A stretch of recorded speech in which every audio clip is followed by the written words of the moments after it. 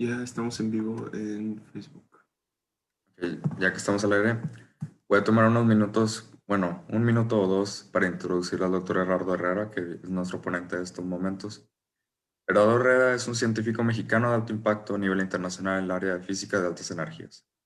Además de ser actualmente profesor titular del Departamento de Física en el CINVESTAB, trabaja cercanamente con el experimento ALICE, un experimento de un gran colisionador de iones, por sus siglas en inglés, que es por sí solo uno de los 4 experimentos más importantes que se realizan en el Gran Colisionador de Hadrones en Ginebra, Suiza. Gerardo es originario de Delicias, Chihuahua. Concluyó sus estudios en Ingeniería Física Industrial en el Tecnológico Monterrey y procedió a obtener sus estudios de maestría en ciencias por parte del CINVESTAB IPN. Después realizó estudios de doctorado en la Universidad de Dortmund en Alemania con el DAD. Ha sido también postdoctorante Fulbright en el Fermilab, que es el Laboratorio Nacional de Altas Energías de Estados Unidos, y postdoctorante en el Centro de Investigaciones Físicas de Brasil en Río.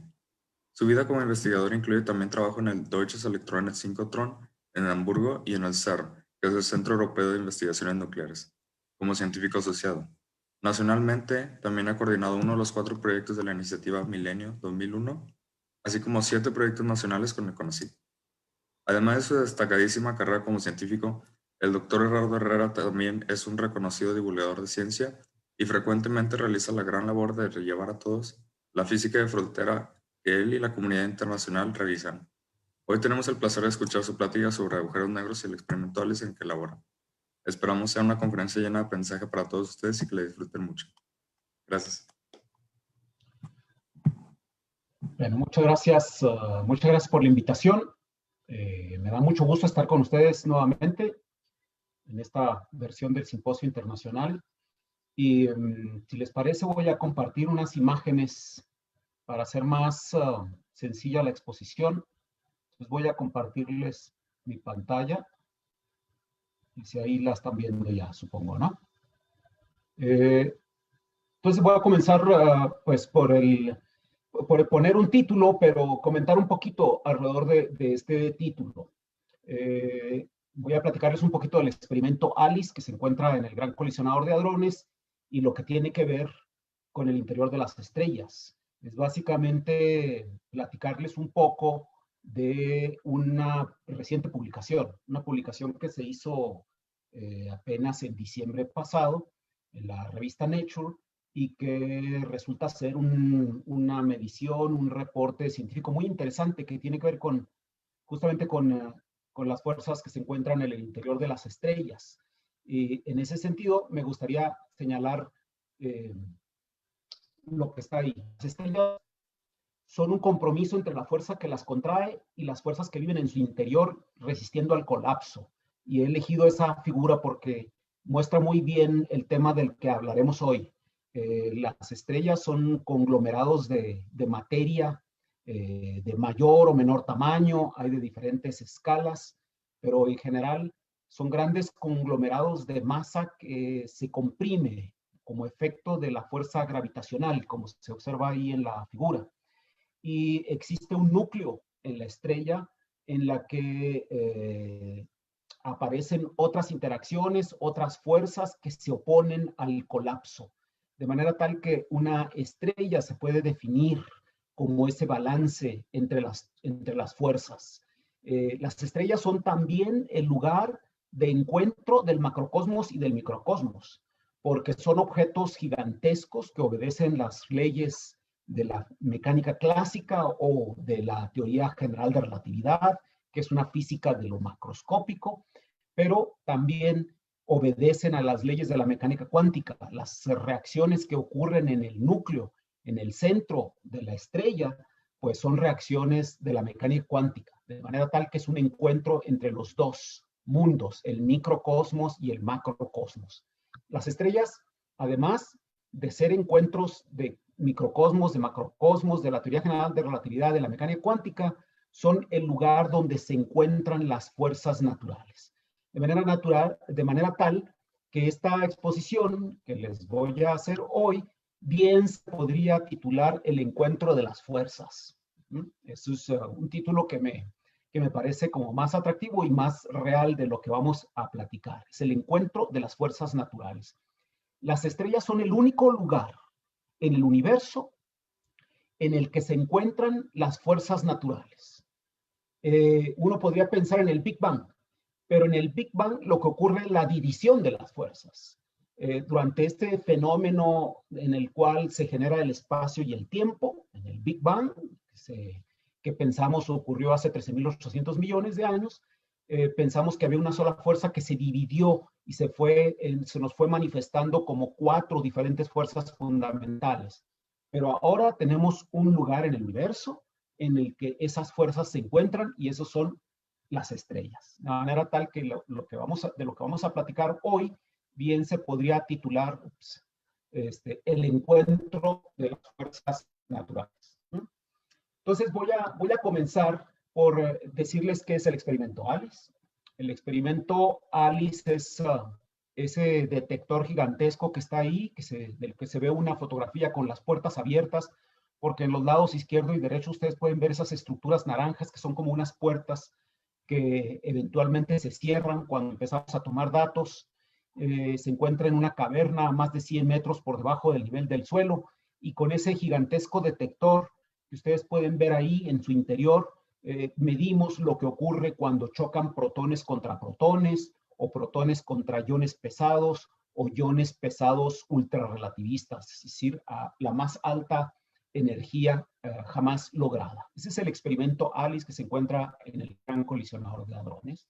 Y es un experimento con el que se estudia pues la naturaleza íntima de la materia. Se estudia a las partículas elementales y en ese sentido tenemos ya una tabla periódica de los elementos, que es esta, es la tabla, la nueva tabla de los elementos, que consiste de 12 partículas, ¿no? 6 quarks, que son aquí denotados con azul, el quark arriba, el quark abajo, el quark en canto, el quark extraño, el top o cima y el bottom o fondo. Son 6 quarks y 6 leptones que consideramos a todas estas partículas de materia. Son las partículas que constituyen a todo lo que nos rodea. Y luego tenemos 5 partículas, un W más, W menos, un Z0, un gluón y un fotón, que son partículas que median a las interacciones. Son las partículas que representan a las fuerzas naturales, por lo menos a 3 de las 4 fuerzas fundamentales. A la fuerza electromagnética, a la fuerza fuerte y a la fuerza débil, ¿no? Y luego tenemos una partícula más, que no es una partícula de materia ni es una partícula de fuerza, sino que es una partícula, un campo especial que es el encargado de darles masa, de darles resistencia al movimiento, a todas las masas, ¿no? Que son las demás partículas a las que llamamos Higgs. Esa es la partícula de Higgs. Y en esta tabla hay 115 años de historia, porque la primera de las partículas que estamos viendo acá, que es el electrón, se descubrió en 1897, siglo XIX, finales del siglo XIX, y la más reciente se descubrió en julio, se anunció en julio del 2012, de manera tal que han transcurrido 115 años en completar esta tabla de partículas elementales, ¿no? Somos pues una generación especial porque podemos verla completa por primera vez. Nunca antes nadie vio esta tabla de partículas completa. En ese sentido somos una generación especial, la generación que completó esta tabla y que la puede apreciar por lo menos por un tiempo, porque quizá en algún momento dejará de ser nuevamente la tabla de los elementos, no sabemos, ¿no? El conocimiento avanza y cambia. Algo que me gustaría a mí señalar, porque tiene que ver con lo que vamos a ver, es qué son los hadrones. Los hadrones, de manera genérica, se clasifican en mesones y bariones. Los mesones son conglomerados de 2 quarks, de un quark y un antiquark, como los que vemos aquí. Aquí vemos algunos ejemplos de mesones. El pión cero, el pión más, el kaón neutro o el J-psi son ejemplos de mesones. Son aglomerados de un quark y un antiquark siempre. Pero también tenemos aglomerados de 3 quarks, y a esos los llamamos bariones, ¿no? Los protones y los neutrones son ejemplos de estos bariones. Un protón está hecho de 2 quarks arriba y un quark abajo. un neutrón está hecho de 2 quarks abajo y un quark arriba, pero así como estos hay antiprotones, hay lambdas, hay muchos miles de partículas de conglomerados de 2 y de 3 quarks. Pero a ambos, a los mesones y a los bariones, se los conoce en términos genéricos como hadrones. Y a la propiedad que tienen los quarks de aglomerarse en grupos de 2 y de 3 se conoce como confinamiento. Es un fenómeno muy interesante que se encuentra en la naturaleza y que representa que tiene que ver con la fuerza fuerte, ¿no? De lo que vamos a hablar hoy es esencialmente de la fuerza fuerte. Sabemos que existen 3 fuerzas en el mundo, existen 4 fuerzas fundamentales, pero en el mundo microscópico tenemos que ver con 3 fuerzas o con 2, porque 2 de las que existían ya se unificaron en la fuerza electrodébil, de manera tal que podemos decir que hay 2 fuerzas, la fuerza electrodébil y la fuerza fuerte. Y la fuerza fuerte es la que ocurre entre los quarks, como lo estamos viendo ahí. Si esto que está aquí es un barión, es un conglomerado de 3 quarks, entonces decimos que lo que mantiene unidos a esos quarks es el intercambio constante de gluones, esas pares de partículas que se ven que están intercambiando los quarks. Es una animación incorrecta porque pensamos que los quarks tienen un número cuántico al que llamamos color, es una carga de color. Así como en la electrodinámica nosotros consideramos que hay una carga positiva y una negativa, decimos que los protones tienen carga positiva y que los electrones tienen carga negativa y que se atraen. Acá, en la fuerza fuerte, decimos que los quarks tienen una carga de color.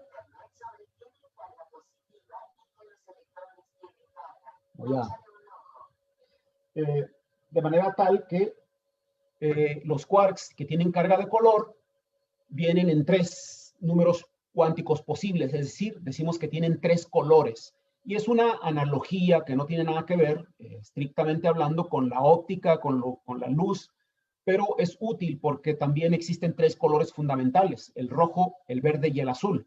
Entonces decimos que los quarks tienen una carga de color y los hadrones son blancos. Cuando juntamos a quarks de un quark azul con un rojo y un verde, nos da el color blanco, y ese es el caso de los hadrones. Los mesones y los bariones de los que estábamos hablando anteriormente son todos blancos. Esto quiere decir, son neutros en cuanto a la fuerza fuerte.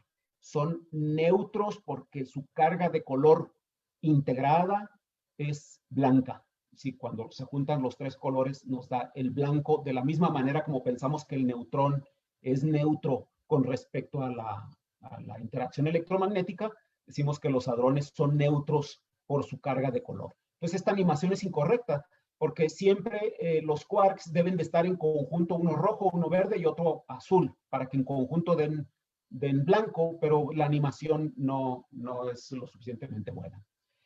Pero la fuerza fuerte, de la que vamos a hablar mucho el día de hoy, es distinta de la fuerza electromagnética. Y aquí abajo yo he puesto dos esquemas que de hecho me estoy dando cuenta no, sí están correctos.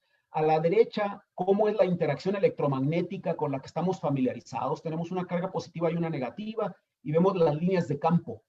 Y aprendemos en la escuela desde muy temprano que cargas de signo contrario se atraen y que cargas del mismo signo se repelen, y aprendemos a dibujar estas líneas de campo que nos dicen que la interacción electromagnética no termina nunca, que llega al infinito y que decae como el inverso del cuadrado de la distancia, ¿no? Sabemos que la fuerza electromagnética como 1 en R cuadrada. Sin embargo, la fuerza entre los quarks, es decir, la fuerza fuerte, se da muy distinta. El intercambio de los campos que median la interacción entre los quarks se compacta en un tubo. Lejos de extenderse como lo hacen las líneas de campo electromagnética, estas quedan confinadas en un tubo, de manera que el intercambio de los gluones se da así, de manera casi como una cuerda. Y de hecho, esto es lo que inspiró a la teoría de cuerdas, ¿no? Más aún, la interacción fuerte, lejos de disminuir con la distancia, crece. Es decir, la fuerza entre 2 quarks es mucho más intensa cuanto más alejados estén los quarks.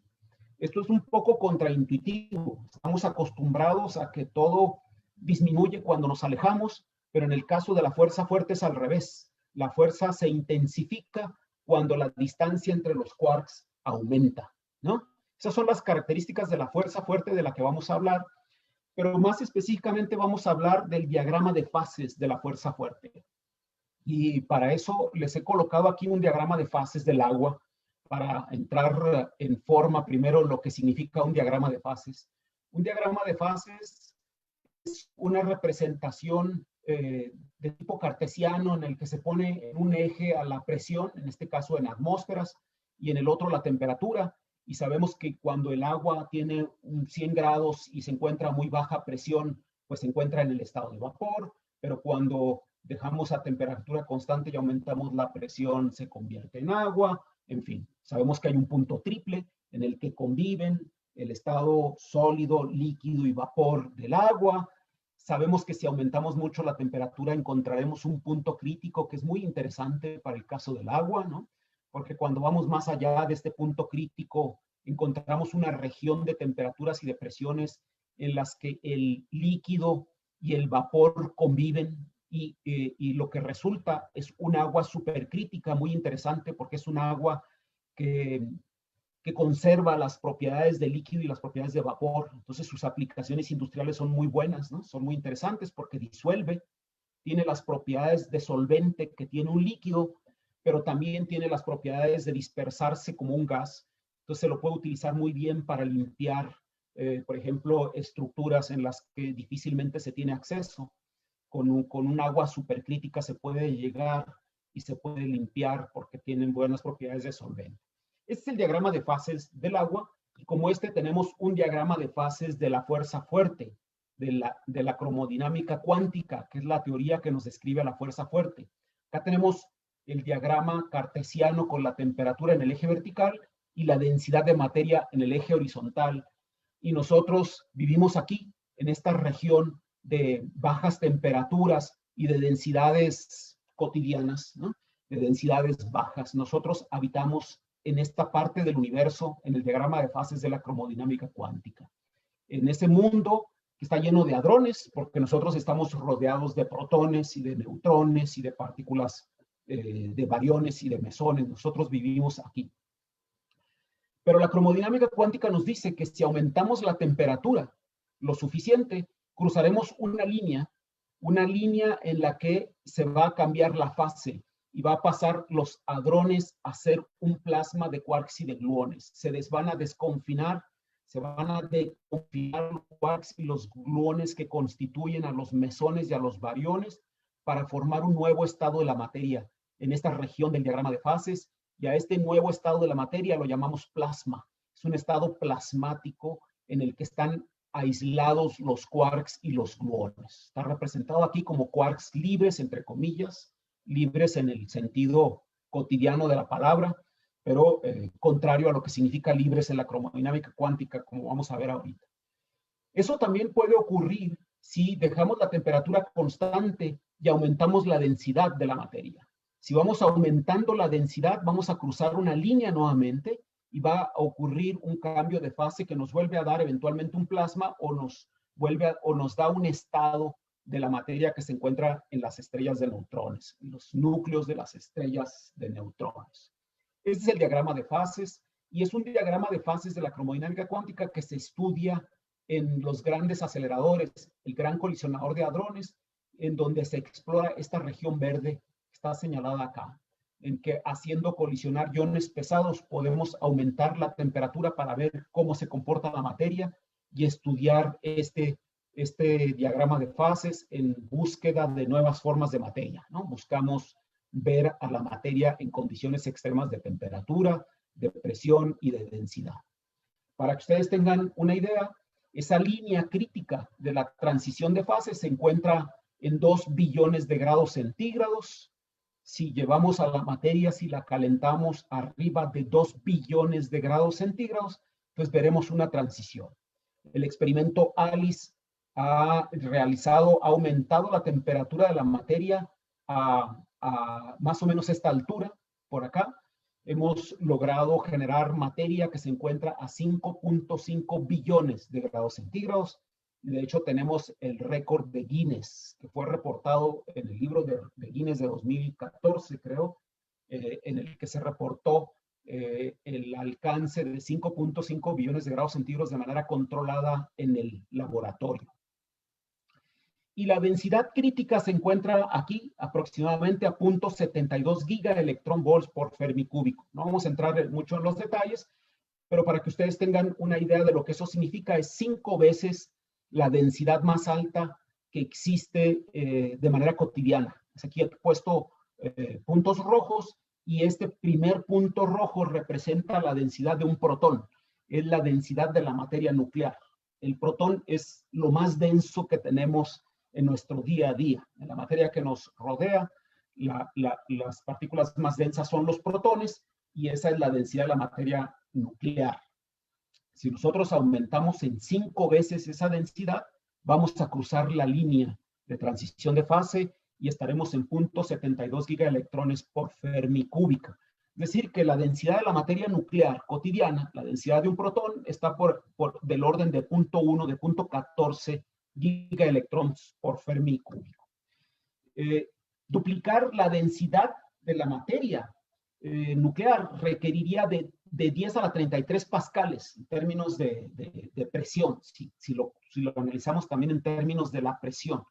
Para que ustedes tengan una idea de lo que significa 2 por 10 a la 33 pascales, eso es aproximadamente poner 20 veces el tamaño de la Tierra sobre 1 milímetro cuadrado. Esa es la presión que se obtendría para alcanzar esos niveles y duplicar la densidad de la materia. Es decir, que estamos hablando verdaderamente de condiciones extremas, ¿no? ¿Cuál es el método para estudiar el diagrama de fases? ¿Qué método utilizamos? Pues utilizamos aceleradores de partículas, es decir, aceleramos haces en una dirección y en la dirección contraria y hacemos que se encuentren en un punto para hacerlos chocar y ahí por un instante conseguimos temperaturas extremadamente altas y densidades de materia extremas, ¿no? Este es el método. Y el método ahora ha alcanzado sus niveles más altos en el Gran Colisionador de Hadrones. Aquí tenemos una fotografía del túnel Gran Colisionador de Hadrones que se encuentra entre 150 a 170 metros por debajo del nivel del suelo. Un túnel de 4 metros de diámetro aproximadamente, donde se encuentra la máquina más poderosa del mundo, capaz de acelerar protones en una dirección y en la dirección contraria a 7 teraelectronvolts, para hacerlos que se encuentren y producir una energía en el centro de masa de 14 teraelectronvolts, la más alta jamás lograda. Pero también se aceleran iones pesados de plomo, los más pesados que se han conseguido acelerar y hacerlos colisionar a una temperatura de 1150 teraelectronvolts en el centro de masa. Este es el método, y el método consiste en hacer paquetes de protones, paquetes de iones pesados que se cruzan cada 25 milmillonésimas de segundo. Es decir, se están cruzando cada 25 nanosegundos y al hacerlo están produciendo colisiones que producen radiación que sale en todas direcciones. El Gran Colisionador de Hadrones no solamente produce las más altas energías que se han conseguido en aceleradores, pero también ha logrado producir los paquetes más intensos. Tiene paquetes de protones con más de 100 millones de unidades, es decir, ha rebasado con mucho incluso la intensidad que se había propuesto. Son los paquetes de protones más intensos que se han podido producir, de manera tal que se produce un gran número de colisiones.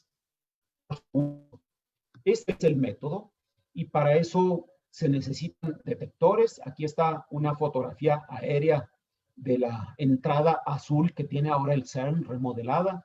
Este es el laboratorio más grande del mundo, el Centro Europeo de Investigaciones Nucleares, que aloja al Gran Colisionador de Hadrones. Es el globo de la ciencia, y si caminamos alrededor de 3,5 kilómetros, poquito más de 3,5 kilómetros, allá del lado francés cerca de los Jura, al pie de estos montes que se encuentran allá al fondo, se encuentra el experimento ALICE, ¿no? Porque el acelerador es un anillo gigantesco con casi 28 kilómetros de perímetro, de manera que en el punto 1 se encuentra uno de los experimentos, aquí lo estoy señalando, el experimento Atlas, y en el punto 2, que se encuentra a casi 4 kilómetros de distancia, se encuentra en el punto 2 el experimento ALICE del que vamos a platicar.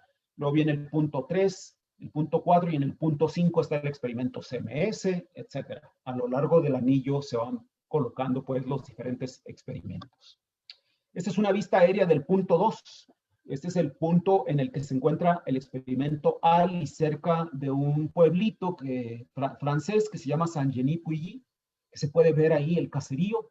Y ahí en el punto 2 tenemos estos conjuntos de laboratorios y de talleres, pero en particular en este edificio que les estoy señalando aquí, se encuentra un agujero gigantesco que llega hasta más de 100 metros de profundidad para alcanzar a la caverna. Por debajo del suelo se encuentra esta línea, por debajo de esas casas va esta línea que es el túnel del Gran Colisionador de Hadrones, de manera que este es más o menos como vienen las partículas en las direcciones opuestas para encontrarse aquí abajo, en este punto donde se encuentra el detector ALICE. Si bajamos por ese gran agujero vamos a encontrar la caverna de ALICE y esta es una fotografía del detector, ¿no? Esta es una fotografía del detector ALICE.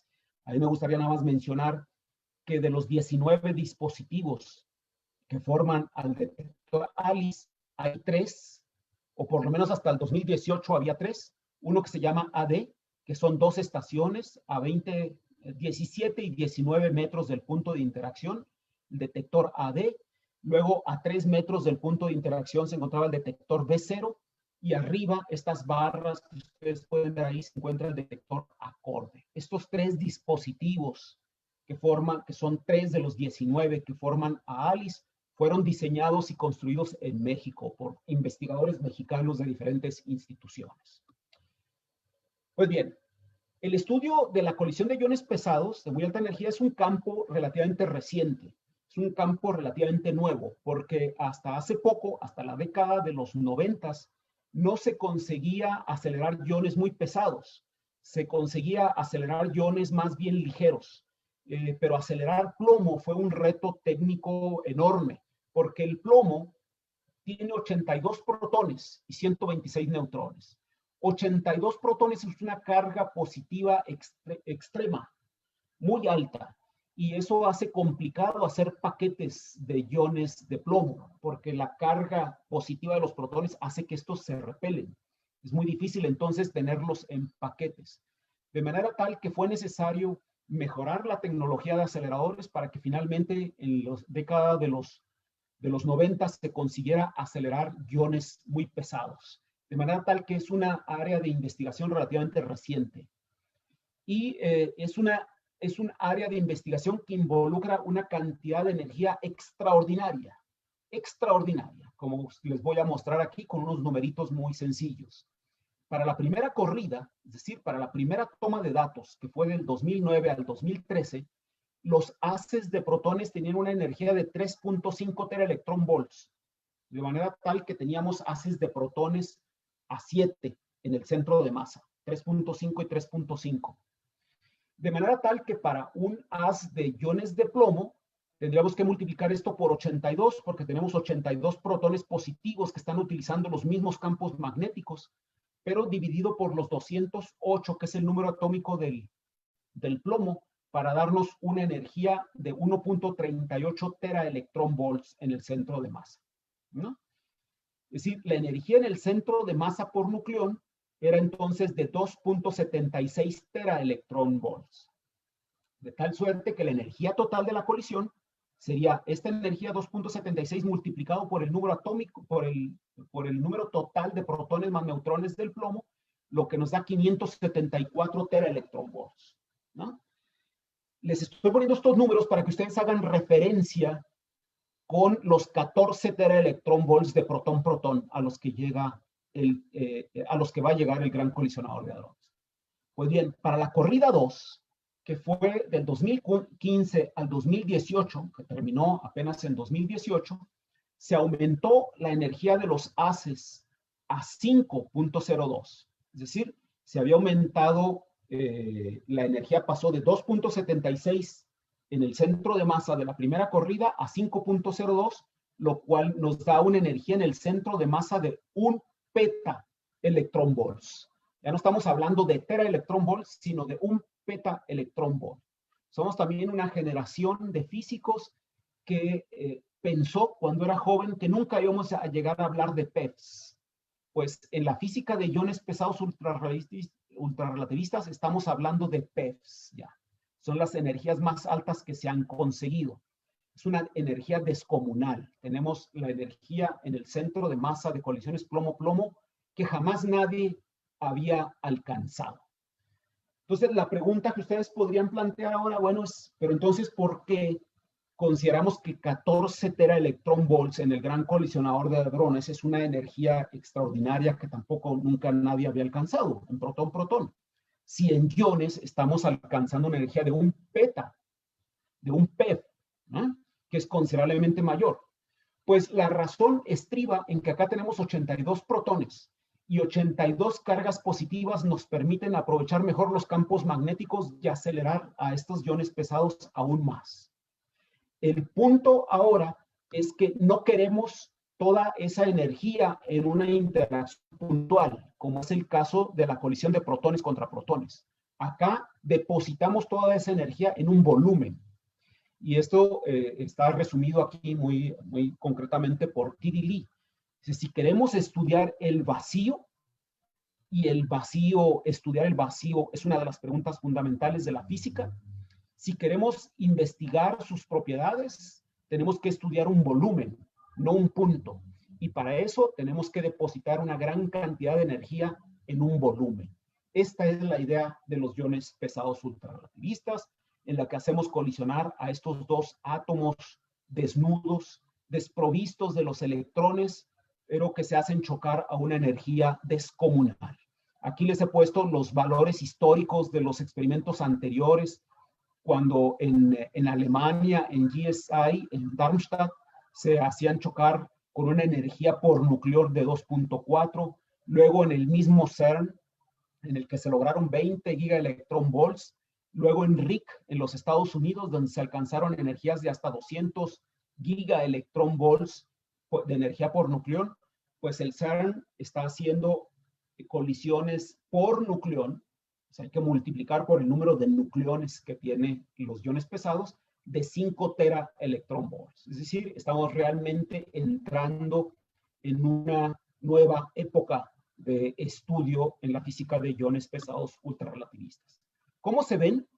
Pues se ven así. Cuando hacemos chocar dos iones de plomo a 5.5 teraelectronvolts, vemos que inmediatamente después de la colisión se producen un montón de quarks que vemos con colores rojos, verdes y azules, pero que luego se van convirtiendo todos en blanco, porque se fragmentan, se hadronizan, se van aglomerando en mesones y bariones que, como vimos anteriormente, son neutros en su carga de color, ¿no?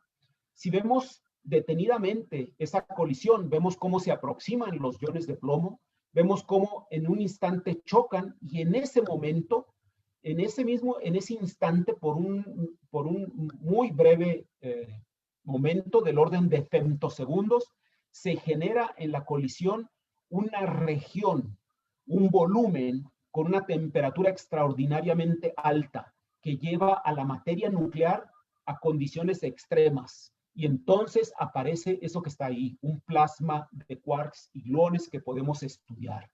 ¿Por qué queremos estudiar ese plasma de quarks y gluones? Bueno, primero vamos a ver el trayecto en el diagrama de fases que realiza la materia. Tenemos las condiciones iniciales en la que estamos aquí, en este rincón del universo vivimos nosotros y tenemos ahí iones chocando. Y los iones están hechos de protones y de neutrones. Es el mundo en el que vivimos. Pero inmediatamente después de la colisión, en algo que se conoce como la fase de preequilibrio, se aumenta la temperatura hasta llegar acá y generar este plasma de quarks y gluones a más de 5 billones de grados centígrados. Entonces los quarks y los gluones se liberan, generando un plasma de quarks y gluones que inmediatamente se empieza a enfriar. Aquí en la izquierda estamos viendo más o menos lo que está ocurriendo en el laboratorio. Los iones han cruzado y han generado una región del espacio-tiempo con un vacío excitado, que es materia fuertemente interactuante, es decir, quarks y gluones en un nuevo estado de la materia.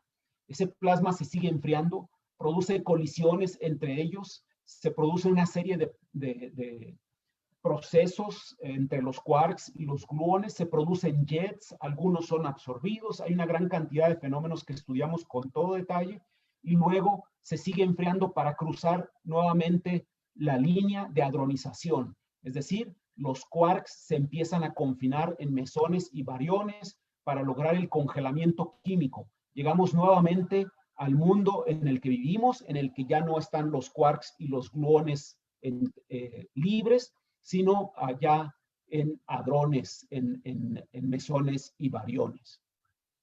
Y finalmente ocurre algo que llamamos congelamiento térmico, en el que ya podemos ver a las partículas en los detectores. Estamos nuevamente de regreso en nuestro rincón del universo. Plasma de quarks y gluones de una manera educada debe verse como algo así. Este es un cálculo, es la visualización con un cálculo de teoría de campos, en el que se muestra a las partículas virtuales que se crean en el vacío cuando se excita con mucha energía en un volumen. Así debe ser. Deben aparecer quarks que generan gluones que aniquilan, que producen quarks y antiquarks que se vuelven a aniquilar, en fin, produciendo una sopa extremadamente caliente a la que llamamos plasma. ¿Por qué queremos estudiar el plasma de quarks y gluones? Hay muchas razones, me voy a ir más rápido acá porque no quiero entrar. Pensamos que así se puede restablecer una simetría a la que llamamos simetría quiral, y esa simetría quiral es la responsable de darle masa al protón, porque si sumamos las masas de los quarks constituyentes no obtenemos la masa del protón. Sabemos que hay algo más para obtener la masa del protón, y eso algo más lo llamamos simetría quiral, que se rompe y que podemos estudiar porque se restablece cuando se genera el plasma de quarks y gluones. Esa simetría quiral se restablece. Pero también queremos estudiar el confinamiento, porque es una propiedad muy interesante de la cromodinámica cuántica, como decíamos. Aquí tengo a la izquierda algo que les resulta a ustedes muy familiar, que es la interacción electromagnética, que se estudia con la electrodinámica cuántica, eso es en inglés, Quantum Electrodynamics. Pero a la derecha tenemos la interacción fuerte, que se estudia con la Quantum Chromodynamics, la cromodinámica cuántica. Y en muchos sentidos tienen propiedades un poco contradictorias. Nosotros sabemos que esto gobierna a los átomos. Aquí tenemos un átomo de hidrógeno, el que está interaccionando un protón con un electrón, y sabemos que la constante de acoplamiento es la constante de estructura fina. Estamos a muy bajas energías. Estamos viendo a los átomos de hidrógeno en nuestro mundo, y ahí la interacción electromagnética se da con una intensidad dada por una constante de acoplamiento, que es la constante de estructura fina, que vale 1 en 137. Pero hoy sabemos que esas constantes de acoplamiento corren. Así decimos los físicos de partículas.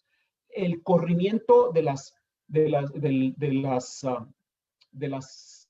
constantes de acoplamiento, curiosamente, no son constantes, ¿no? Son los términos contradictorios que utilizamos los físicos.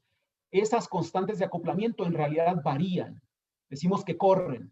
Se llaman running coupling constants. Entonces no son constantes en el sentido que están variando. Se les quedó porque por muchos años pensamos que eran constantes. Hoy sabemos que no. Que si aumentamos la energía, entonces la interacción electromagnética se vuelve más intensa. A una energía de 90 veces la masa del protón, esa constante de acoplamiento ya no sería 1 en 137, sería 1 en 128, tendría un valor más grande. Y a medida que aumentamos la energía, la constante de acoplamiento electromagnética se vuelve cada vez más grande. Ocurre exactamente lo contrario con la fuerza fuerte. La fuerza fuerte, cuando tiene una muy baja energía, tiene una constante de acoplamiento enorme.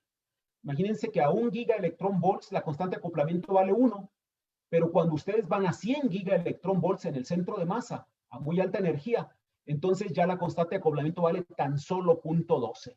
Se ha debilitado. Es decir, la fuerza fuerte se debilita a medida que ustedes aumentan la energía. Decimos entonces que hay algo que se conoce como libertad asintótica. los quarks que están confinados en un protón son libres ahí en su encierro. Eso va en contra de nuestros conceptos sociales, en el que pensaríamos que los quarks viven encarcelados en un hadrón, en su cárcel eterna, pero en realidad es al revés. Los quarks son libres ahí, en ese hadrón. Solamente se encarcelan y se confinan cuando los queremos sacar, porque entonces su constante de acoplamiento aumenta, la interacción aumenta, la fuerza es cada vez más intensa y se dificulta cada vez más alejarlos. Los quarks entonces tienen una libertad asintótica. Son más libres cuando más se acercan entre sí. De manera que queremos estudiar también eso, pero también queremos estudiar la dualidad ADS-CPT, que está en teoría de cuerdas, que fue planteada por Maldacena, por Juan Maldacena. Es una dualidad extraordinaria que se ha convertido en el tema central de la investigación de la física de iones pesados ultrarrelativistas. No voy a comentar mucho más de eso porque pues, vamos a tener a Juan Maldacena hoy, pero ahí ustedes le pueden preguntar a él cómo es que consiguió establecer una conjetura que establece una relación entre un espacio anti de Sitter de 5 dimensiones con un agujero negro en el que existe la interacción gravitacional, con un mundo de 4 dimensiones en el que hay un plasma de quarks y gluones. Esa relación, esa dualidad nos interesa mucho. Queremos medir en el laboratorio, aquí en este plasma, en nuestro universo de 4 dimensiones, qué es lo que ocurre con una cuerda atada a un agujero negro en un espacio anti de Sitter de 5 dimensiones. Cómo se mueve esa cuerda es algo que se ve gracias a la dualidad de Maldacena como el movimiento de un quark en el plasma de quarks y gluones. Eso también es un tema de investigación. Pero también queremos estudiar el universo temprano. Hoy sabemos que cuando el universo tenía entre 1 y 10 microsegundos, se encontraba en un estado plasmático. Sabemos que el universo temprano era un plasma de quarks y de gluones, y al recrearlo en el experimento ALICE queremos entender cómo era el universo en esa época. De manera tal que podemos estudiar todos esos temas y más. Pero también el interior de las estrellas, y eso es de lo que vamos a hablar ahora. Imagínense que apenas estoy terminando con la introducción. No, ahora me voy a ir más ágilmente porque es un análisis muy concreto. Las estrellas de quarks son objetos hipotéticos. Pensamos que deben existir en el cielo unas estrellas que alojan en su interior a este plasma de quarks y de gluones. Y a esas estrellas las llamamos estrellas de quarks. Pero son objetos hipotéticos que no han sido observados jamás. En 2002, un satélite, un detector en el satélite Chandra, anunció con pompa y circunstancia el 10 de abril del 2002 que había observado un objeto en el pulsar 3C58, que es la remanente de una supernova que se encuentra en la constelación de Corona Australis, a 10,000 millones de años luz de nosotros. Ahí encontró Chandra un objeto al que llamó RXJ1856 y encontró que radiaba como un sólido a 700,000 grados y que tenía un radio pequeño de entre 4 y 8 kilómetros. Esto correspondía, y no se podía explicar de otra manera, más que como una estrella de quarks. Es decir, se trataba por primera vez de una estrella que alojaba en su interior a un plasma de quarks y de gluones. Las estrellas de quarks son una especie de eslabón perdido. Hoy sabemos que existen en el universo estrellas de neutrones, como la que está aquí a la izquierda. Son estrellas que están conformadas en un 90 o 95% por neutrones, que son estos objetos de los que estamos muy familiarizados porque están en los núcleos de los átomos. Son quarks confinados que forman a las estrellas de neutrones. Y hoy sabemos que existen agujeros negros. Tenemos evidencia directa de que existen agujeros negros, pero entre ellos hay un eslabón perdido. Hay estrellas de quarks, como la que pensó el experimento Chandra que había observado. Estrellas en su núcleo viven quarks libres en el estado de plasma de quarks y gluones. RXJ1856 parecía hacer eso. Parecía tener un diámetro, un radio que está en el intervalo propuesto por los modelos teóricos.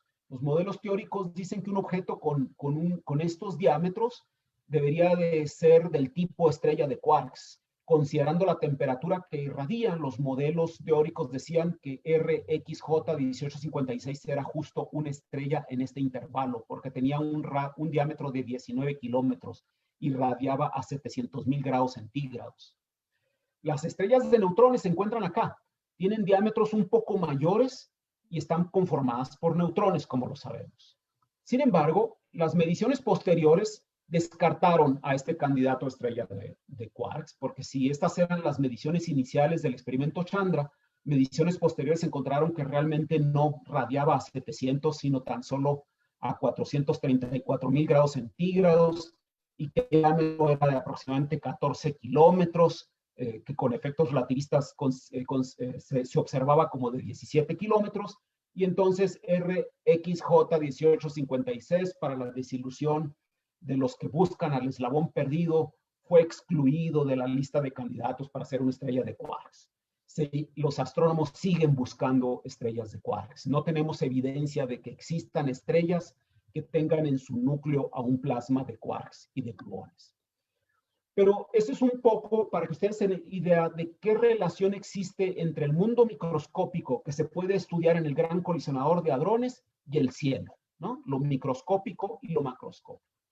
Nosotros hoy tenemos una idea clara del desarrollo y la evolución de las estrellas gracias a un físico hindú, a Subramanian Chandrasekhar, que obtuvo el premio Nobel en 1983 justamente porque desarrolló modelos teóricos de cómo nacen y evolucionan y mueren las estrellas. A Chandrasekhar le debemos este diagrama que vemos aquí. Sabemos que a partir de las nebulosas, de conglomerados de gas, hidrógeno y helio, que se compactan bajo la influencia de la fuerza gravitacional, se forman estrellas medianas como la nuestra, y que esas estrellas medianas como el Sol tienen una larga vida, tienen una vida de alrededor de 10,000 millones de años. La nuestra se encuentra a la mitad de su vida, pero cuando se acabe su combustible sabemos que se dilatará para formar una gigante roja y luego se colapsará para dejar en su núcleo ahí en una explosión gigantesca que nos dejará como remanente una enana blanca.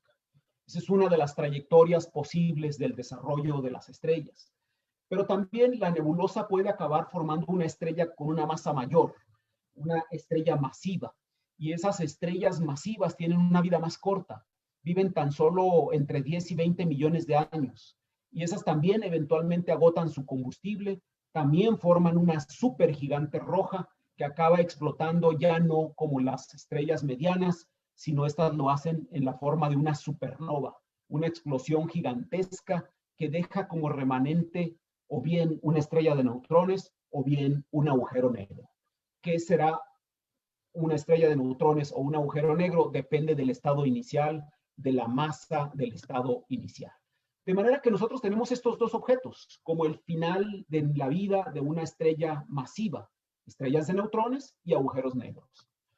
Pero pensamos, según los modelos astrofísicos de las estrellas de neutrones, que en su interior pueden existir hiperones. ¿Qué son los hiperones?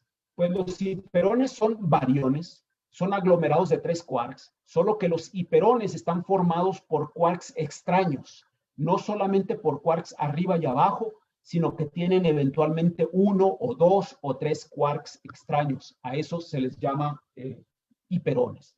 Y entonces les voy a platicar lo que el experimento ALICE publicamos en diciembre pasado sobre la manera como interaccionan esos hiperones en el interior de la estrella de neutrones. Los hiperones, entonces, son un tipo de bariones. Aquí a la derecha les estoy mostrando a este tipo de bariones que están formados por los quarks arriba y abajo, pero que tienen adicionalmente algún quark extraño. De manera que los hiperones están formados por quarks arriba, abajo y extraños. No contienen quarks en canto, ni contienen quarks top ni bottom. Son solamente estos 3 quarks. A eso les llamamos hiperones y hay una gran cantidad de ellos. Hay unos, por ejemplo, que están formados por un quark arriba, un quark abajo y un quark extraño, los que llamamos lambdas. Hay unos a los que llamamos sigmas porque tienen 2 quarks arriba y un quark extraño. Existen muchísimos. No voy a hacer la lista larguísima de hiperones que existen.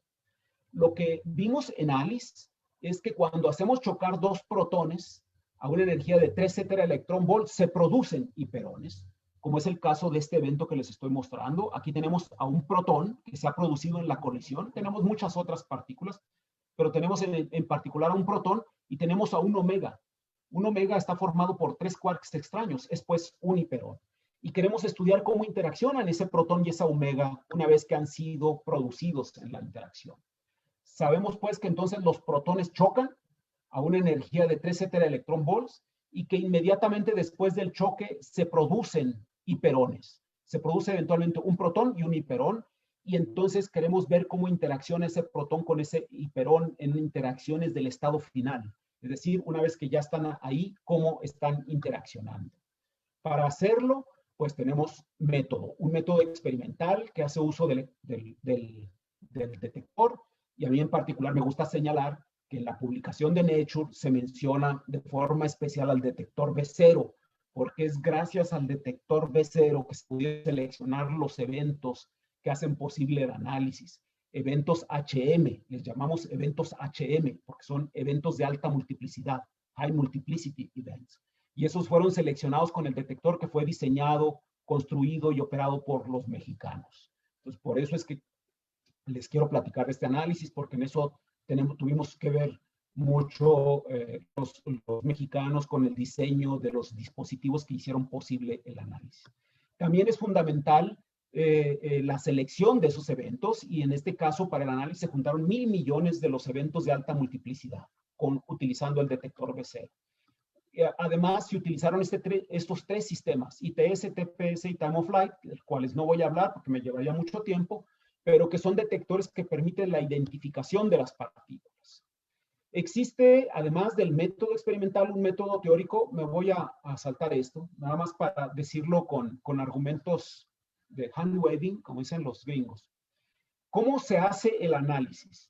Pues para hacer el análisis de lo que ocurre entre el protón y la omega, entre el protón y un hiperón, calculamos algo que se conoce como función de correlación de 2 partículas. Una función de correlación de 2 partículas, que es esto que estoy graficando aquí, es la probabilidad de que dada una partícula A, yo encuentre una partícula B a una distancia R. Eso es la función de correlación de 2 partículas. Si yo hago ese análisis para partículas idénticas, por ejemplo, para bosones, yo voy a encontrar una probabilidad muy alta en el caso de bosones. Voy a encontrar una probabilidad muy alta de que se encuentre ahí cerca un bosón, porque los bosones tienden a ocupar el mismo estado cuántico. En cambio, los fermiones tienden a separarse, tienden a buscar estados cuánticos distintos. De manera que la función de correlación de 2 partículas se hace 0 para valores muy pequeños cuando se encuentran muy cerca en el espacio-fase. Esa es la función de correlación de 2 partículas, y esa es la función de correlación que calculó el experimento ALICE. Entonces, lo que hace el experimento ALICE es calcular esta integral, que es una integral muy sencilla. Es la única ecuación que voy a mostrar en charla, porque somos todos físicos, entonces les quiero dejar algo de física. Es una física muy sencilla. Esta integral tiene 2 partes. Tiene una S, que es una función gaussiana. Esta S no es otra cosa más que una distribución gaussiana que nos dice cómo es la región donde se producen las partículas. Cuando chocan 2 protones, hay una región que es una fuente de partículas que está produciendo protones e hiperones en todas direcciones, y yo la voy a modelar como una gaussiana. Voy a decir que en el centro se producen muchos de estos protones y hiperones, y a medida que me alejo se producen cada vez menos. De manera que esta función me da la geometría de la fuente de emisión, y yo la modelo como una gaussiana. Y luego necesito la función de onda de las 2 partículas que voy a estudiar, del protón y del omega, o del protón y del hiperón. Y esta la calculo con la ecuación de Schrödinger, que si ustedes no han visto en cuántica la van a ver. Y ya hay una manera de resolver esta ecuación de Schrödinger para 2 partículas. Ustedes pueden ver en este paper, no lo vamos a discutir, pero con el método que ellos resuelven la ecuación de Schrödinger, se puede calcular esta función de 2 partículas, la función de onda del protón y del omega que se producen en la colisión, y con eso yo calculo la función de correlación de 2 partículas que veo aquí a la derecha. Y eso lo puedo calcular experimentalmente, combinando partículas que se producen en la colisión. Yo voy a tener una función de correlación de dos partículas que se va a ver así, en el caso de que la interacción sea atractiva, y voy a ver una correlación, una función de correlación de dos partículas que se ve así, en caso de que la interacción sea repulsiva, ¿no? Pues bien, eso es lo que hizo Alice, y lo hicimos para caso de protones con el hiperón G, o para el caso de protones con el hiperón omega, y lo hicimos aquí viendo y separando las interacciones entre ellos. Lo que me señala la línea verde aquí es la interacción electromagnética. Como el protón es positivo y el G es negativo, pues de manera natural se atraen, y yo voy a ver una función de correlación que las junta, porque la interacción electromagnética hace que se junten, que se atraigan un poco y que traten de ocupar el mismo espacio-fase, de manera que la diferencia de momentos que está aquí en la horizontal entre el protón y el G, cuando es muy pequeña la diferencia de momentos, voy a ver muchos de ellos. Pero eso es debido a la interacción electromagnética. Si yo considero la interacción fuerte que se está dando entre los quarks y los gluones que forman al protón y al G, entonces voy a ver la línea rosa. Y como ustedes pueden ver, los puntos experimentales son la suma de la interacción electromagnética y de la interacción fuerte. De manera tal que yo puedo sustraer la interacción electromagnética y quedarme con la fuerza fuerte, con la manera como están interaccionando fuertemente el protón y el G o el protón y el omega. Y eso es lo que hizo el experimento Alice y que reportó a la revista Nature. Es un análisis muy interesante porque es la primera vez que se puede extraer la interacción fuerte entre los protones y los hiperones. Y aquí solamente les estoy mostrando dos de ellos, protones y Gs o protones y omegas, pero esto se puede hacer y lo ha hecho Alice para otros hiperones. Podemos estudiar entonces la interacción entre los protones y todos los hiperones que existen. Y podemos extraer esa función de correlación. Y extrayendo la función de correlación de dos partículas de la interacción entre ellos, podemos extraer el potencial que existe entre el protón y el G, entre el protón y el omega, entre un protón y un sigma, entre un protón y todas las más partículas. Y ese potencial me va a decir si hay una interacción atractiva o una atracción o una interacción repulsiva. Cuando se extrae el potencial que existe entre protones e hiperones, encontramos que se atraen, no por la vía electromagnética, sino por la interacción fuerte. Es la primera vez que se obtiene algo así. Y entonces, cuando metemos ese cálculo, ese potencial, y hacemos el cálculo de lo que ocurriría con los neutrones, encontramos que se repelen. Es decir, los neutrones y los Gs se repelen por la vía de la interacción fuerte. ¿Y qué es lo que tenemos nosotros en el centro de las estrellas de neutrones? Pues tenemos neutrones interaccionando con hiperones. Entonces tenemos en el interior de la estrella una fuerza repulsiva entre estas partículas. ¿Y qué tan importante es? Pues aquí les hago una analogía. Arriba les estoy mostrando la intensidad de esa repulsión. Arriba pueden ver ustedes el potencial que se obtiene para neutrones y Gs.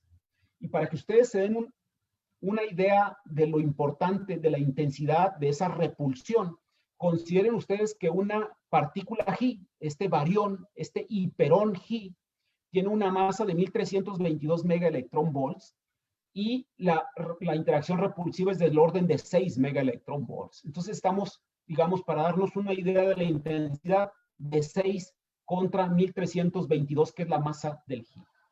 ¿Por qué queremos hacer esto? Porque nos da una buena idea de la intensidad de la fuerza repulsiva. Si nosotros hacemos lo mismo con la fuerza gravitacional, consideramos que dos personas de peso medio digamos que son 70 kilos, dos personas de 70 kilos que se encuentren a 2 metros de distancia sienten una fuerza atractiva de 0.01 miligramos. Esa es la fuerza gravitacional. Muy, muy débil, por supuesto, para sentirla. La interacción química es mucho más importante, normalmente cuando dos personas se encuentran, pero para darnos una idea de la importancia de la fuerza gravitacional, esta sería la fuerza que sienten dos personas de 70 millones de miligramos. Dos personas con peso medio sería de 0.01 contra 70 millones, es decir, de 1 a 7,000 millones. De manera tal que ustedes pueden ver que la interacción fuerte, repulsiva, que está ocurriendo entre los neutrones de la estrella y los hiperones es considerablemente mayor. Es millones de veces, sí, algunos millones de veces mayor, ¿no? 7 millones de veces mayor. Entonces, la conclusión es de que las estrellas de neutrones formadas por estos neutrones y por hiperones, por ejemplo, los Higgs, experimentan una fuerza repulsiva. Los neutrones entonces repelen a los Higgs repelen a los neutrones que se están compactando por vía de la fuerza gravitacional, y esa es una fuerza repulsiva que debemos tomar en cuenta para entender por qué las estrellas de neutrones no terminan por colapsar para formar agujeros negros. De manera tal que entender esas fuerzas en el interior de las estrellas nos permitirá entender mejor si hay un eslabón perdido de estrellas de quarks o estrellas mixtas en las que aparecen quarks y hadrones libres, en toda la gama de objetos astrofísicos que podría haber entre las estrellas de neutrones y los agujeros negros. Este es el resultado del experimento ALICE que yo les quería platicar, y resulta relevante. ¿Por qué? Porque como vimos ayer, nos platicaba David Reitz del experimento LIGO, que están observando agujeros negros que se escapan a lo esperado en masas, ¿no? Ayer nos comentó él que había un evento, el GW190814, que está a 2.6 veces la masa del Sol, está fuera del gap, y será necesario entender por qué puede haber agujeros negros con esa masa. Y para entender por qué puede haber agujeros negros con una masa que estaba prohibida, pues necesitamos entender mejor cuáles son las fuerzas repulsivas que lo sostienen o que lo hacen colapsarse. También nos mostró un agujero negro en un gap superior, porque hay dos gaps, el gap inferior y el gap superior, y en este caso que se encuentra 85 veces la masa del Sol, está en el gap superior. De manera tal que estamos observando agujeros negros fuera de lo que habíamos esperado según los modelos astrofísicos. En ese sentido, es importante entender qué es lo que está ocurriendo en el interior de las estrellas. Con el análisis que está haciendo ALICE de la interacción entre neutrones e hiperones, estamos aprendiendo un poco más de las fuerzas que pueden contrarrestar a la fuerza gravitacional que tiende a colapsar a estos objetos. Y con eso termino. Muchas gracias. Muchas gracias, doctor. La plática ha sido un poco muy interesante. Da una visión muy amplia sobre cómo interactúan las distintas áreas de la física para lograr un objetivo, lo cual es, pues, al final donde se pueden descubrir cosas interesantes. ¿Le parece si pasamos a una sección de preguntas y respuestas durante unos minutos? Desde luego, tomo preguntas y comentarios y regresamos, etc. ¿Las prefieren en orden reversa para empezar? ¿Perdón? ¿Cómo? ¿Las prefieren en Si reversa? hay alguna imagen, con gusto la vuelvo a compartir. Ah, ok, gracias. Bueno, una pregunta que llegó más o menos por el principio fue, ¿es posible también estudiar en el ALICE el plasma de quarks gluones cuando el LHC está con los experimentos de colisiones protón-protón? ¿O únicamente se puede estudiar en un estado de materia cuando el LHC entra en los experimentos de colisionar iones de plomo? Es muy buena pregunta, es excelente pregunta, porque uno de los grandes descubrimientos de ALICE, de la primera corrida de datos que tomamos, y que fue una publicación en la revista Nature en 2017, fue una publicación muy importante también. Yo creo que es uno de los resultados más importantes de ALICE, fue justamente la observación de que el plasma de quarks y gluones se produce también en la colisión de protones contra protones. Algo que no se esperaba, algo que no se sabía. Es decir, nosotros hacemos colisiones de iones pesados porque pensamos que de esa manera se logran temperaturas y densidades de materia muy altas, y ahí aparece el plasma de quarks y gluones que podemos estudiar. Pero resulta que la colisión de protones contra protones encontramos las señales, y hay varias señales que nos indican que se está produciendo un plasma de quarks y gluones. De manera tal que también el estudio de la colisión de protones protón-protón nos permite estudiar ese plasma de quarks y gluones, con características distintas porque no se alcanzan las densidades que se alcanzan en iones pesados, pero sí es muy interesante estudiar también en protón-protón este fenómeno, esa transición de estados de la materia. Muchas gracias por la respuesta. Le paso otra. ¿Qué opinas sobre los nuevos experimentos sobre neutrinos que pronto, dígase en unos 2 a 5 años, van a empezar en Fermilab? El experimento DUNE, con colaboración en la Universidad de Minnesota, en donde pretenden hacer historias sobre el tema de detección o no, por ejemplo, de neutrones estériles, o estudiar mejor los posibles mecanismos de por qué los neutrinos ganan masa. Neutrinos estériles, perdón. Entre otros posibles experimentos. Sí, hay toda un área de estudio de los neutrinos en el que hay una gran cantidad de experimentos, algunos funcionando y otros en preparación. Y es una área de investigación muy interesante que está centrada en otra interacción. De las 3 interacciones, yo me concentré hoy en la fuerza fuerte. Es una de las 3 interacciones, la fuerza electromagnética, la fuerza fuerte y la fuerza débil. Los neutrinos no interaccionan por la vía de la fuerza fuerte, lo hacen por la interacción débil, de la que no hablamos el día de hoy, pero que se estudia con intensidad. Existe una gran cantidad de experimentos que están justamente enfocados en el estudio de la interacción débil. Y como acabas de mencionar, la interacción débil presenta varios fenómenos muy interesantes.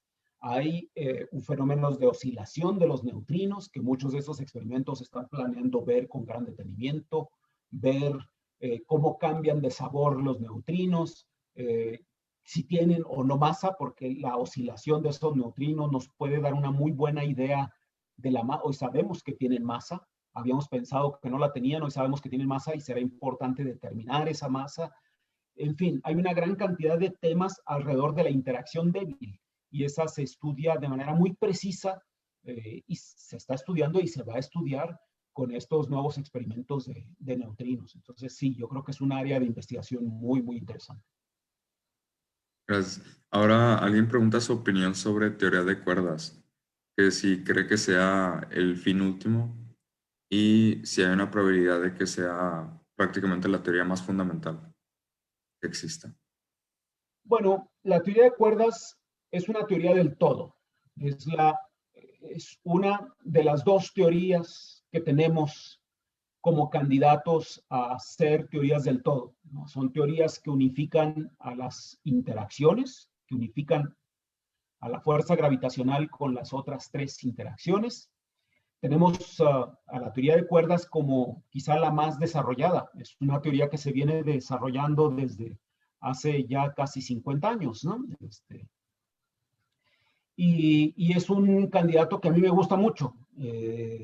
Y pues las razones son más o menos obvias. Yo les platiqué ahora que el plasma de quarks-gluones representa una ventana para el estudio de la teoría de cuerdas a través de la dualidad de Maldacena. Entonces, de manera natural, yo tengo una inclinación por la teoría de cuerdas en ese sentido. Pero existe otra teoría del todo, que es la teoría de bucles, la teoría de gravitación cuántica de bucles, que establece, que la plantea la comunidad, un poco la comunidad de gravitación, ¿no? O sea, a final de cuentas, estamos hablando de teorías que tratan de unir a 2 mundos. Existe el mundo de los estudiosos de la fuerza gravitacional, ¿no? Que estudia pues, la fuerza gravitacional, la teoría general de relatividad, y existe el mundo de la mecánica cuántica de los que hacemos física de partículas. Y este mundo estudia a las 3 interacciones microscópicas, el electromagnetismo, la débil y la fuerte, y tratamos de unirlos. La teoría de cuerdas es un planteamiento que hace la comunidad de partículas. Es una propuesta que surge de la mecánica cuántica. Es una propuesta de un objeto extendido que vive en muchas dimensiones, que se comporta de acuerdo con la mecánica cuántica y que al interaccionar estos nuevos objetos dan origen a una interacción gravitacional, además de las otras interacciones. Es una teoría del todo que surge de la comunidad de partículas.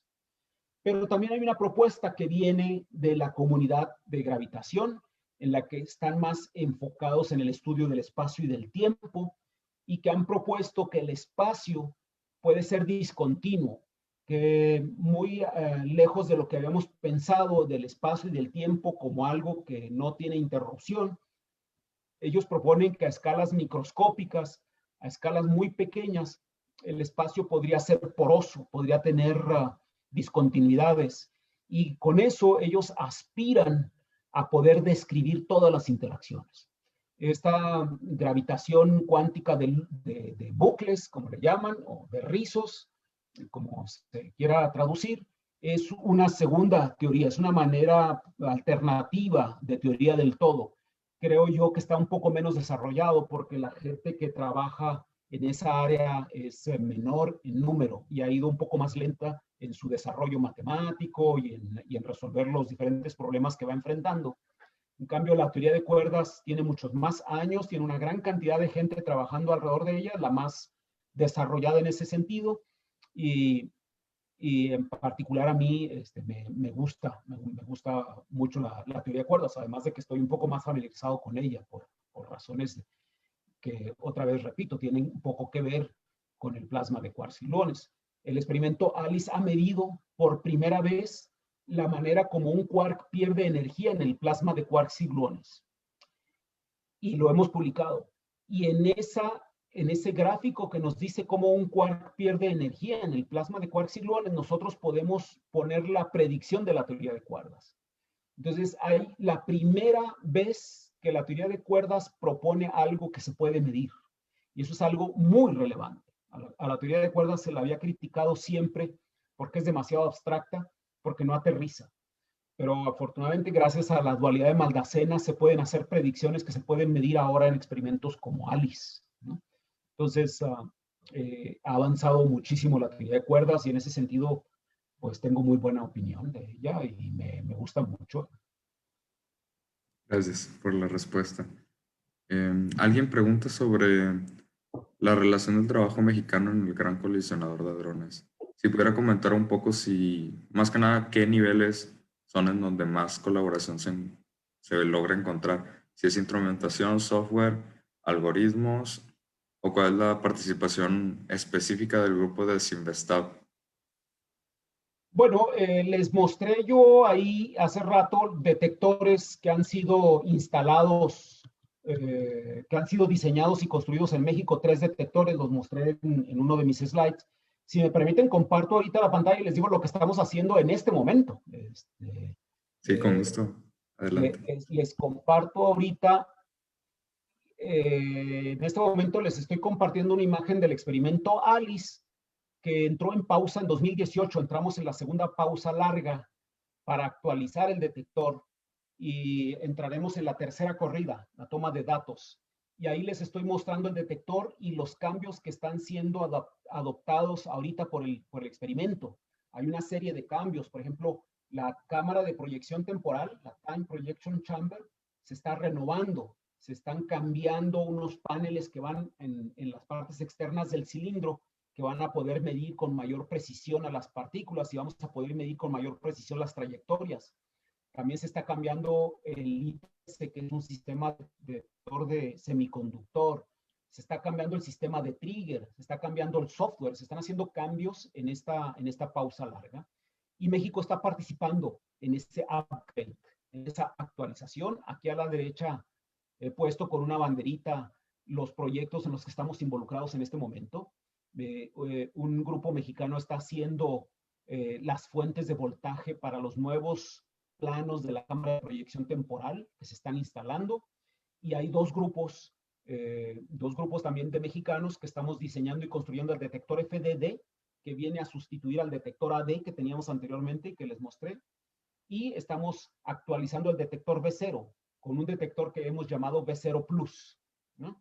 Esa participación está muy activa. De tal manera que el detector ALICE, aquí lo ven, estoy señalando entonces la participación ya no de 2008 a 2018 que tuvo México, sino esa es la participación de México en ALICE de 2018 al 2030.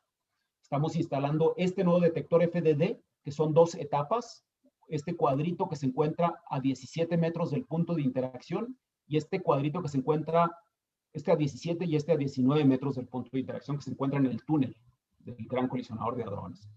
Y tenemos esto que les acabo de comentar de la cámara de proyección temporal, en que México está involucrado, y el nuevo detector B0 Plus, que se instalará a 3 metros del punto de interacción, que viene a sustituir al detector que habíamos diseñado antes. Y esta es una fotografía del conector óptico del detector FDD, que acabamos de instalar hace un par de semanas. El 22 y 23 de febrero pasado instalamos ese cuadrito que acabo de mostrarles ahí. Es este cuadrito que les estoy mostrando con el ratón.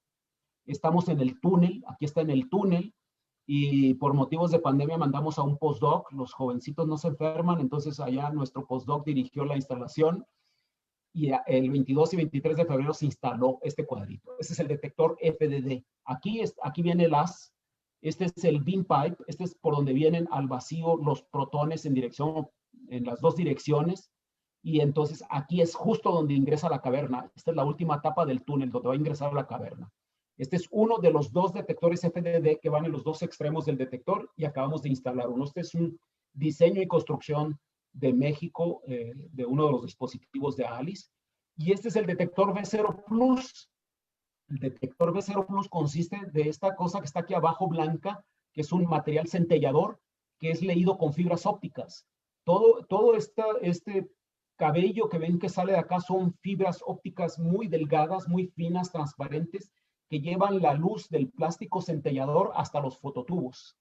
Y este detector ya está terminado. Aquí está ya en su tapa final para ponerle una tapa por encima y para ser instalado próximamente.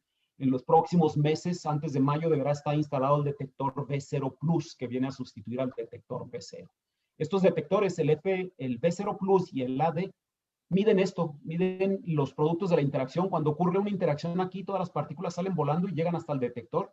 Y entonces el detector comunica al sistema de lectura lo que acaba de ver, ¿no? Y eso sirve mucho para medir, para hacer un sistema de disparo. En eso estamos involucrados. Esa es la idea de lo que estamos haciendo en este momento, ¿no?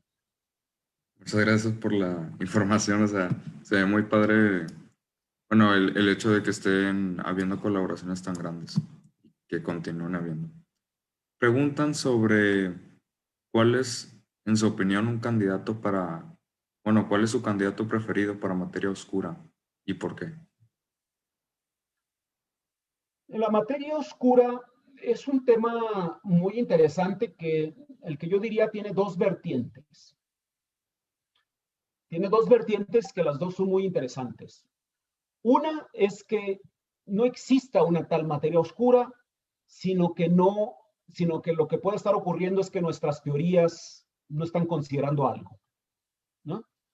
Esa sería una aproximación. Es decir, que a lo mejor la manera como estamos aplicando la teoría general de relatividad a grandes distancias, o hay algo que no entendemos y que nosotros vemos como si estuviera presente una materia oscura ahí, pero que con la ayuda de modificaciones de las teorías de la cosmología como la entendemos hoy, podríamos adaptar mejor los datos. Esa sería una postura, es una vertiente, y hay gente que trabaja en esa dirección. Gente que está revisando la teoría para ver qué es lo que estamos haciendo mal, para no ver en el cielo de la manera correcta. Esa es una vertiente. Pero por supuesto que la vertiente más socorrida, la más importante, donde más gente participa, es en la búsqueda de partículas que no están en el inventario y que nos vendrían a explicar qué es lo que está ahí.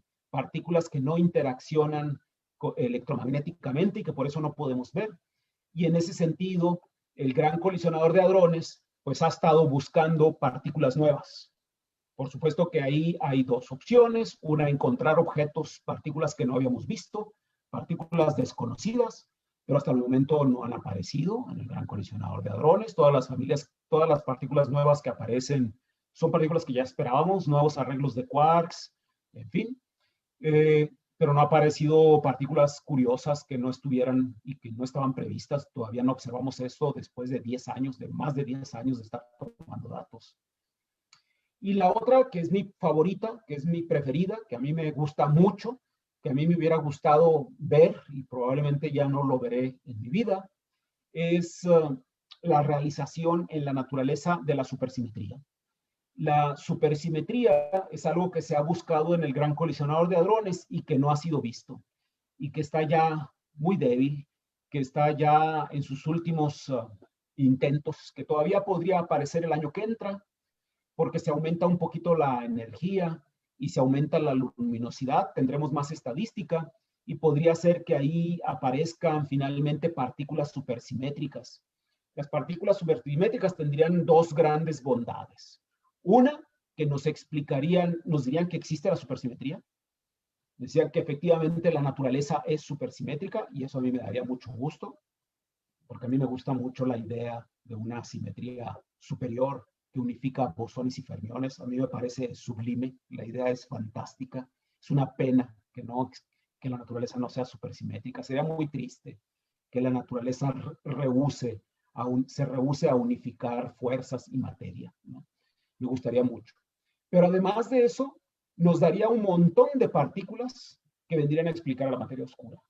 Tendríamos un asociado para cada una de las partículas que conocemos. Tendríamos un asociado para el electrón, un asociado para los quarks, un asociado para cada una de todas las partículas que conocemos y que con diferentes masas, probablemente mucho más pesadas que las que conocemos, que consideradas en el inventario, pues nos vendrían a explicar la materia oscura. Eso sería yo creo que sería la solución más bella, si la pregunta es cuál es su favorita, pues sería esa. A mí me hubiera gustado, me gustaría que eso ocurriera. Muchas gracias por la respuesta. Bueno, creo que ya se nos está acabando un poco el tiempo. Un gusto escuchar su conferencia y sus comentarios respecto a las preguntas. Nada más voy a hacer unos comentarios que mandaron por aquí. Alguien dice que le manda un afectuoso saludo, que le gustó mucho la plática.